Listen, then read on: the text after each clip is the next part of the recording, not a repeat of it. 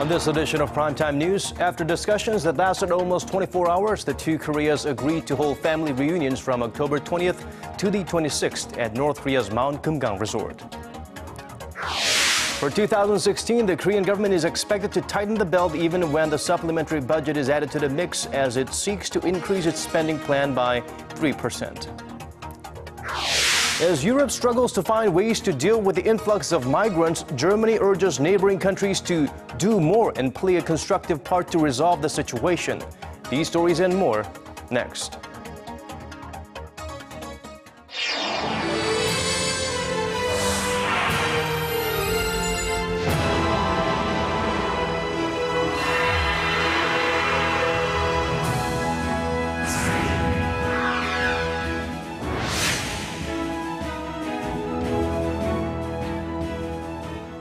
Hello and welcome to Primetime News on this Tuesday, September 8th. I'm Daniel Choy. And I'm Hwang Ji-hye. Thanks for joining us. The two Koreas have settled on the date, location, and scale of their planned set of family reunions after marathon talks. It's been too long since the last reunion for war-separated families, almost 2 years. Hwang Ji-hye starts us off. The two Koreas agreed Tuesday to hold their planned set of reunions for war-separated families from October 20th to 26th at North Korea's Mount Kumgang resort. The event will be held in 2 rounds, allowing 100 family members from each side to see their loved ones again. This includes South Korean war prisoners and abductees captured by the North. Following marathon negotiations that lasted for nearly 24 hours, South Korea's chief delegate said the two sides had primarily haggled over the timing of the event. South Korea suggested holding the event as soon as possible in time for Chuseok, but North Korea explained that pushing the reunions back was inevitable as it needs more time to prepare, considering the Chuseok holiday and its national event. That national event is the 70th anniversary of the founding of North Korea's ruling Workers' Party on October 10th. There is speculation that the North may be preparing to launch a long-range rocket to mark the occasion, which could jeopardize the family reunions. Millions of families were separated during the Korean War in the 1950s. Nearly half of the 130,000 registered divided family members in the South have already passed away. During the negotiations, Seoul also made separate proposals, such as to hold the reunions on a regular basis and exchange lists of surviving separated family members from both sides. But the Koreas agreed to discuss these fundamental issues in the near future. Tuesday's outcome may seem like nothing out of the ordinary, but some experts note its significance as it's the first joint effort by the two Koreas to adhere to one of their key agreements reached at the landmark inter-Korean talks last month. Hwang Ji-hye, Arirang News. And now for an in-depth analysis of the significance of the two Koreas' family reunions, we have Dr. James Kim from the Asan Institute for Policy Studies joining us via Skype. Thanks for making time for us, James. Thanks for having me. First of all, could this mark the beginning of something to speed up the developments to other discussions regarding inter-Korean ties, like resuming Mount Kumgang tours, and could more of these types of events eventually spur on other bigger events, possibly not right now or not anytime soon, but it could actually start a chain of events that could maybe lead to a summit? First of all, I think it's important to point out that the family reunion actually taking place is an encouraging sign. As to whether or not this is the tip of something much greater, like a summit, I think it's a little too early for us to make any kind of predictions about how this will progress into the future.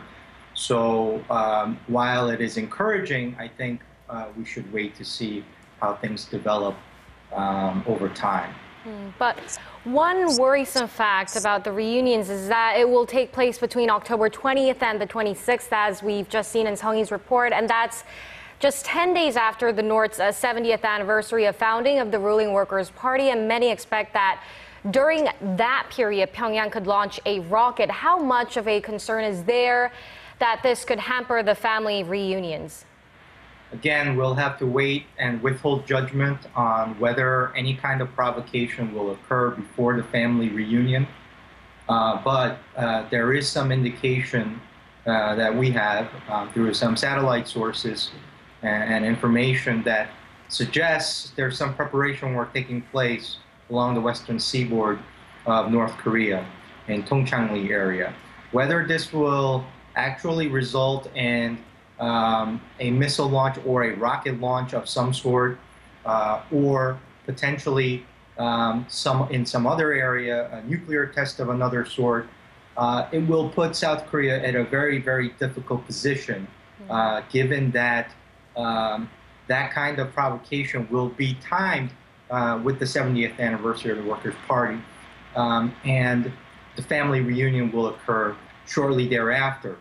And the question for everyone is whether South Korea will withhold or protest or even cancel the scheduled family reunion in October 20th to 26th in response to the North Korean provocation. Again, we'll have to withhold judgment in terms of what actually will happen and how South Korea will respond. We'll have to see as things unfold into the future. Well, Dr. Kim, China responded very positively to the latest developments in inter-Korean relations, but if things go sour between North and South Korea, will Beijing pull up its socks and get actively involved in persuading Pyongyang to stick to its original promise? If past is any indication of the future, we do not expect to see any major push or pressure from China to North Korea in response to any kind of provocation between now and the family reunion. But as you point out, the recent visit by President Park does suggest that there may be a ray of hope or a silver lining in the cloud, so to speak, that may suggest that China might play a different role into the future. But again, if past is any indication, we shouldn't expect to see major changes in China's position vis-a-vis North Korea. All right, James, thank you so much for your time today. Thank you.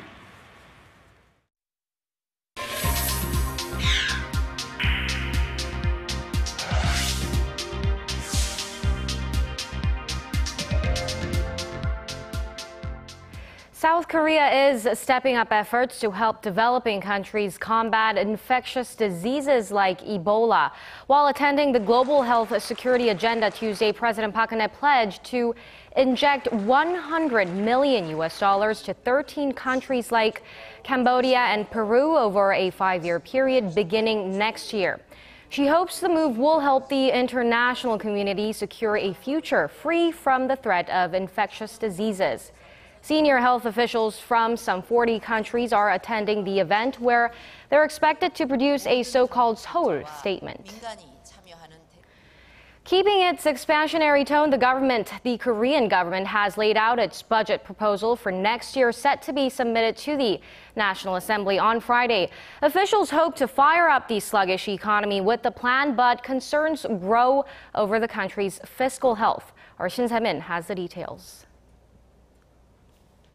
The Korean government laid out a modest spending plan for 2016 with an aim to breathe fresh life into the faltering economy.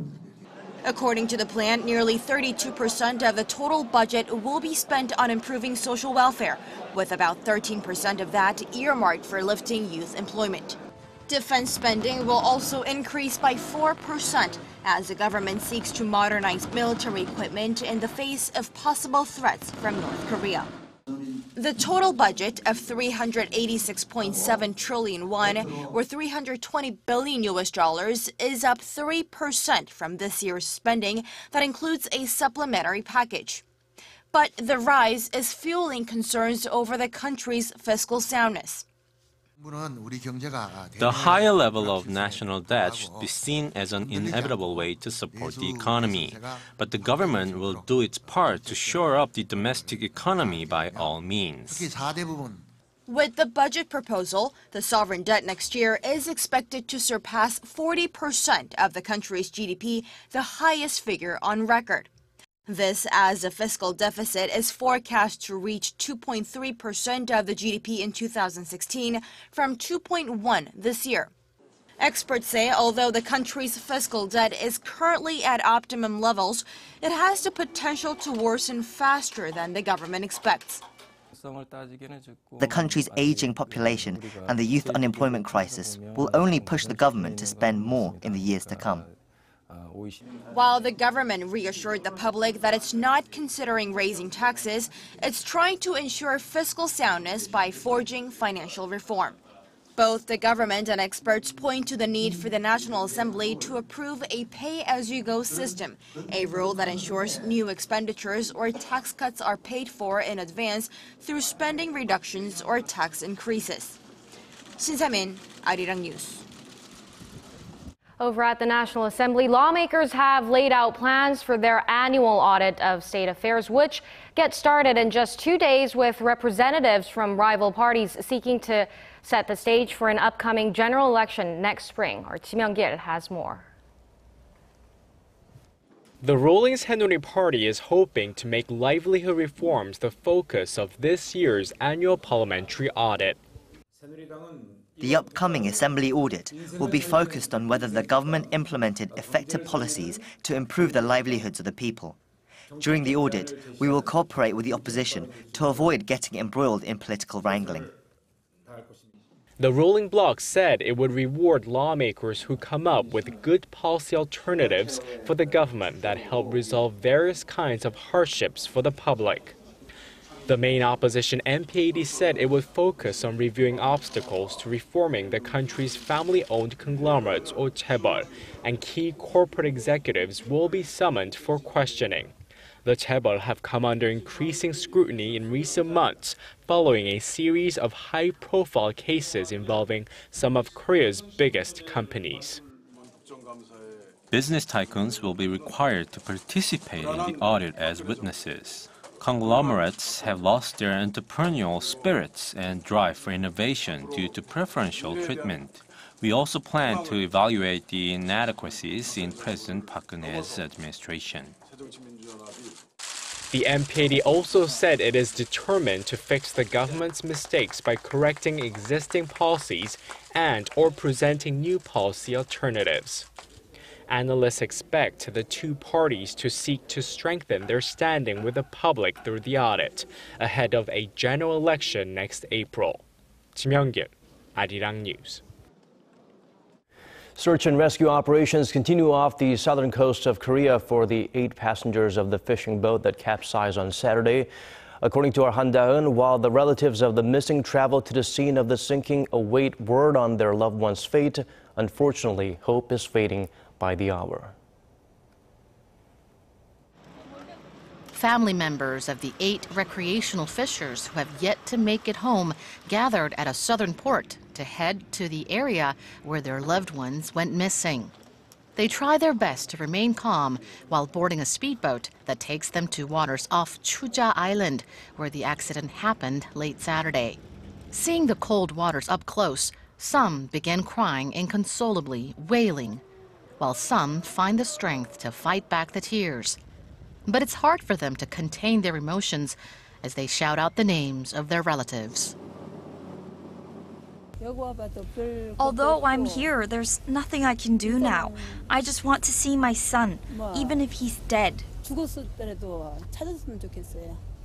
Many say their last hope now is to see the bodies of their sons and husbands one last time and lay them to rest so that everyone, both the victims and their families, can at least try to find some peace of mind. But adding to their agony, the bad weather conditions continue, hampering search and rescue operations. The bodies have to be found as soon as possible for all of our sakes, but I'm very doubtful about whether they can be recovered from such a vast area of water.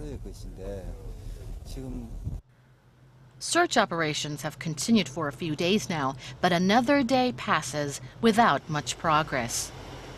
Although there isn't much hope left, the family members still pray that somewhere their loved ones might have survived and will make their way back home. 한다은, Arirang News. Let us move on to other stories now. In a landmark decision, the Japanese Supreme Court has ruled that 3 surviving Korean victims of the Hiroshima and Nagasaki atomic bombings are entitled to full compensation for their medical expenses. It's the first time full compensation was paid to victims who live outside of Japan. The ruling puts an end to a 4-year legal battle against the Osaka prefectural government, which said the Koreans did not qualify for compensation because they were not receiving treatment in Japan. The prefecture added it could not verify the validity of the medical treatment they received. The High Court dismissed the argument as flimsy. The ruling is expected to affect similar cases that are currently ongoing in other Japanese high courts. High-ranking government officials from South Korea, China, and Japan will meet in Seoul next week to prepare for the country's trilateral summit. Korea's foreign ministry announced Tuesday that a Deputy Director General level meeting will be held on September 15th to discuss the timing and schedule for the event, among other issues. Earlier this month, during her visit to China, President Park Geun-hye and her Chinese counterpart, President Xi Jinping, agreed to hold a 3-way meeting around the end of October or the beginning of November.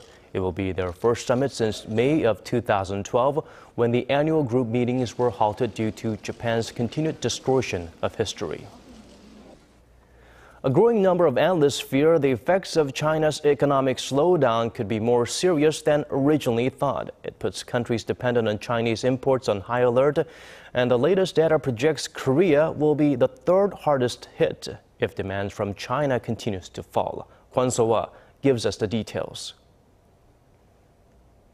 China's imports fell 13.8% in August in dollar terms from the same month last year. That's a huge drop from July and a big difference from experts' expectations. China's exports also experienced a 5.5% drop last month.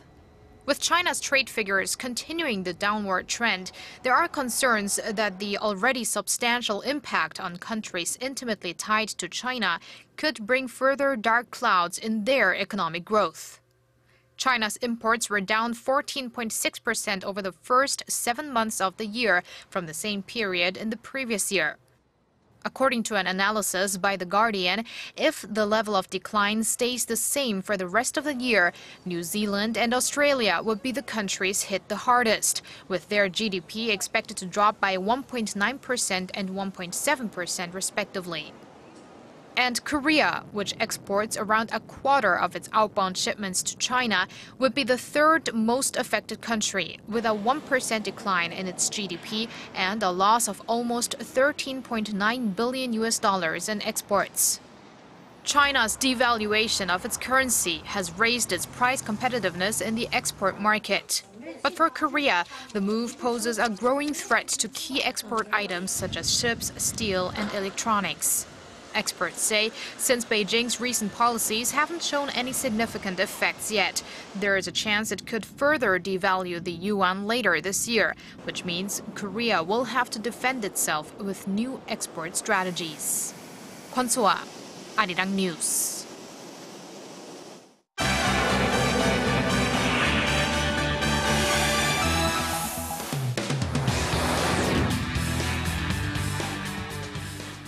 And for top international headlines, we turn to our Bruce Harrison in the News Center. Today's focus: Germany raises the bar for accepting refugees. Japan's prime minister easily wins a 2nd term as party leader, and there's a race in China to be the most dominant ride-hailing service. Bruce, some countries are offering asylum, others money. Do we know where the EU plans to place the hundreds of thousands of migrants already in Europe? Ji-hye, the crisis flowed into Denmark Tuesday as some refugees make their way farther north into Europe. Germany, though, has emerged as the most ardent supporter of asylum seekers, taking on more than 20,000 over the weekend.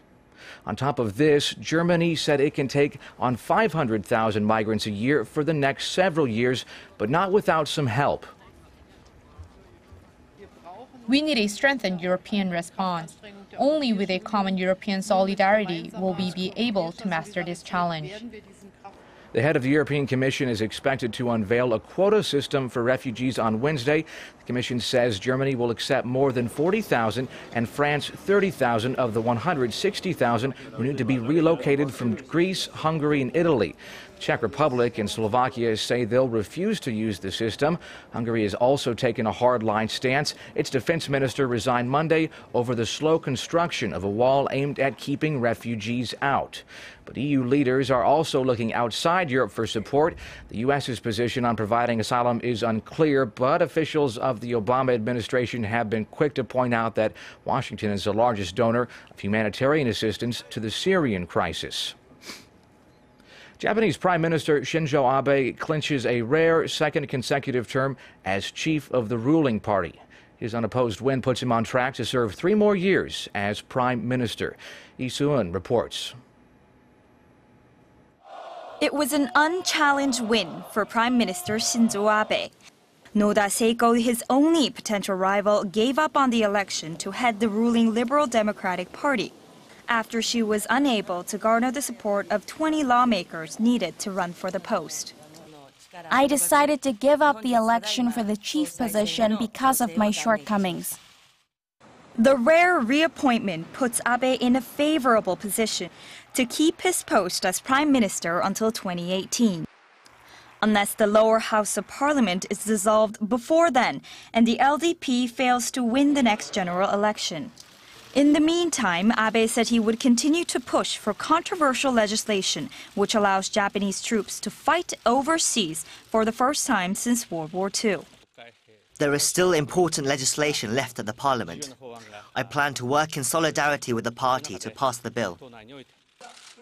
Abe's aggressive drive doesn't stop there. It's one of his main goals to revise Japan's post-war peace constitution, despite heavy public opposition. The prime minister also vowed to devote the second term to Abenomics in order to drive through major initiatives to rebuild the country's economy. Whether Abe will keep his seat still remains unclear in the face of divided public opinion over his aggressive reforms and his stimulus policies amid China's economic slowdown. Lee Soo-eun, Arirang News. Uber says its drivers will take to the streets in 100 more Chinese cities over the next year, doubling its previous goal set 3 months ago.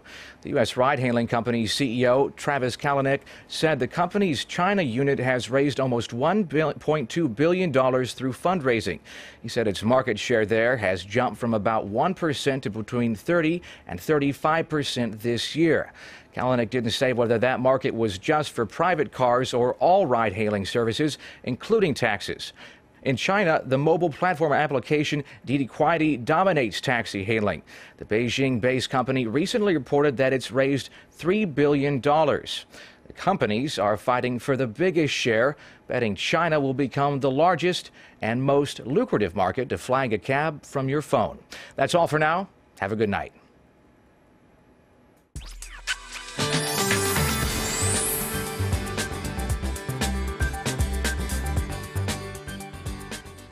Get ready to feel a chill when you step out. It's going to be another cool and breezy morning tomorrow with the lows dropping down to the mid-teens in most parts of the country. And Ponghwa in Gyeongsang-Bukdo province will wake up to a single-digit low of 9 degrees, but there will be a big jump in temperatures just like today, spiking into the upper 20s later on. And more sunshine is also in store again across the much of the country, but areas near Gangneung in Gangwon-do province will receive light rainfall from tomorrow or tonight through tomorrow afternoon, and strong gusts and high tides will persist in waters near Jeju as well as the south and east seas. On that note, let's take a closer look at the readings for tomorrow. There will be a big 13-degree gap in temperatures for Seoul tomorrow, with a high getting up to 29, and Gwangju will also topping out at 29, while Daegu and Busan will hike up to 27 and 26. And as for the other regions, Daejeon and Jeju Island will see a high of 29 and 25, while Dokdo peaks at 21. Now, this typical early autumn weather will last through the week, but nationwide rain is in the forecast on Saturday, which will bring down the highs a few notches. Well, that's all for the weather. Good night.